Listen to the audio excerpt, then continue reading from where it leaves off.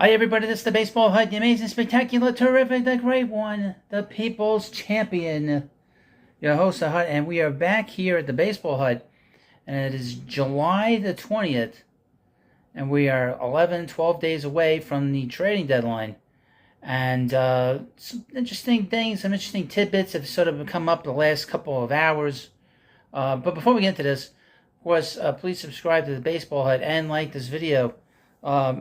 As you know, the Mets lost today to the White Sox, 6-1. Jose Quintana pitched today.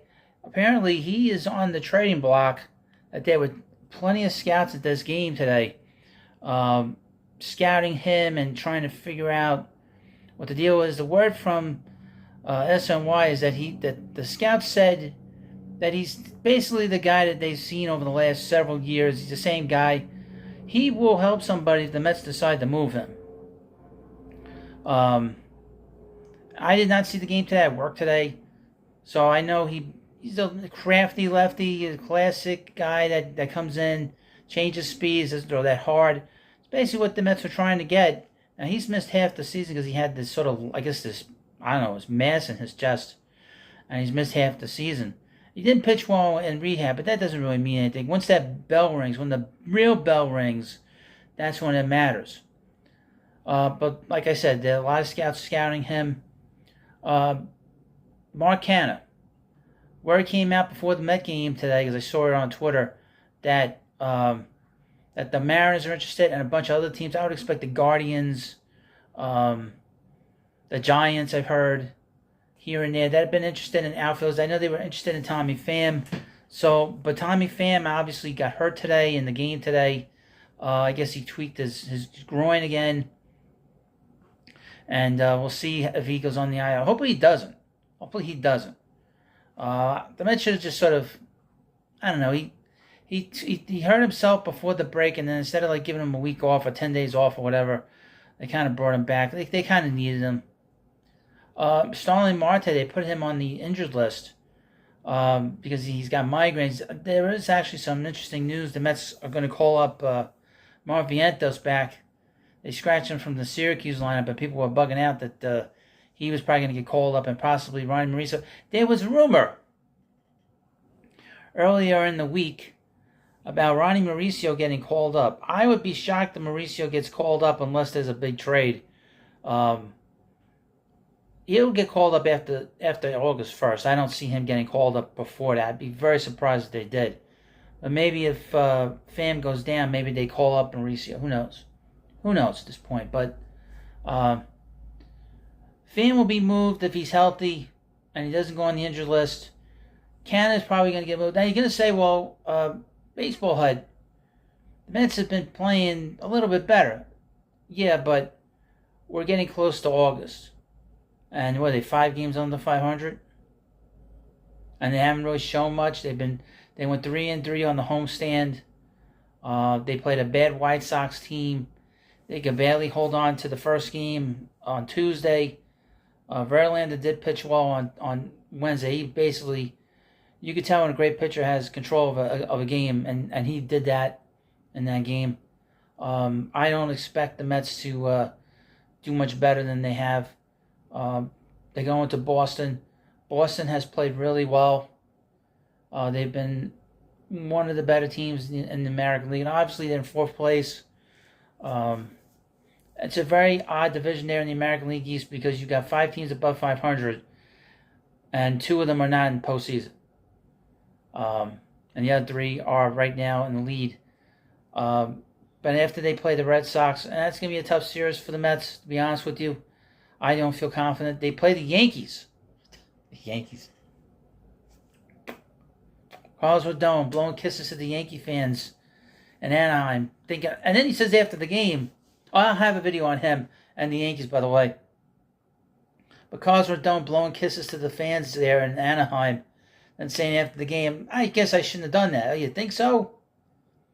I do that to New York fans. You just don't do that. Because they won't let you forget it.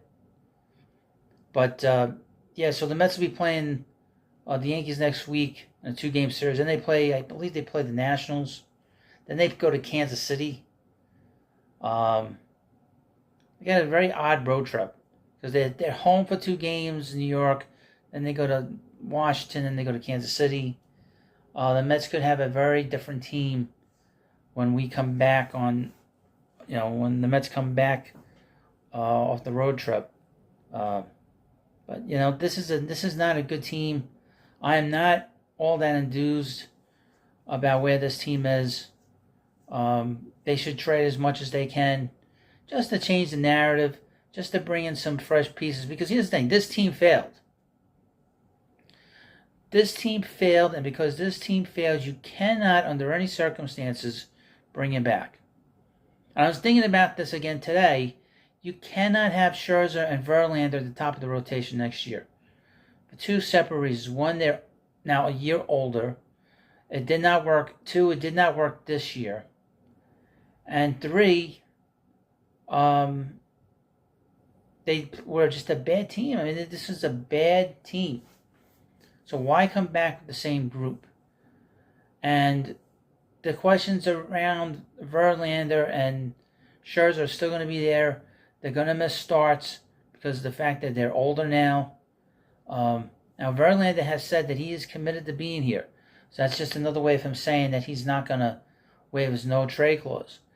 Scherzer's a different story. He kind of sort of made it seem like he was going to... He'll waive it if the Mets come to him with a deal. And say, we want to put you, say, in Los Angeles. We want to send you to Arizona. Although Arizona's going... They could be... they don't look too good right now. But, we have the Mets here in a spot where they can move some pieces out of here and bring in some younger guys or bring in other guys from different teams. Maybe they make a trade where they bring in talent. That's major league talent. But you move a guy like Scherzer. You move a guy like Pham. You move Canna. Really, Scherzer is the big move because Scherzer is a guy that obviously is a Hall of Famer, and he's a guy that you could get something interesting for him. You're not going to get the level of prospect that the Nationals received 2 years ago from the Dodgers, but you could get something below that, I think, because if he's able to sort of pitch the way he pitched on this past weekend against the Dodgers, then maybe you could get something a little bit more of interest. If he can keep the walks down, which he keeps the walks down, but he's got to keep them down even more. Stops giving up the long ball, stops giving up the big innings. You'd be able to move him and get something for him, even at his age. I mean, looking at him just objectively, he's probably a number 3 starter right now in his career. You can get something for him. People say, well, you can't move these guys. Look, you have to eat the contract in some form to move him in particular. And he didn't say no to it when the media asked him about a month ago, would he be willing to move? He didn't say no to it. So you always got to look into it. Never keep a closed mind about what kind of trade you want to make. If you want to move a player, you can move a player. If you want to get rid of somebody, you can. And again, the Mets will... I would mention this. Trevor Gott. God. That guy, what a mess on Tuesday night against the White Sox. He was terrible. And they wasted $4 million. They took $4 million back for Chris Flexen just to get this guy. I warned people when they made that deal that was a bad trade. But anyway, so that kind of tells you the commitment of the owner to improve the team and take back money. I would mention that they're still paying Robbie Cano, don't you know? They're still paying him, and he's not playing in the majors anywhere, anytime, any place right now. But, I was thinking about this today. The most important thing is the health of this franchise.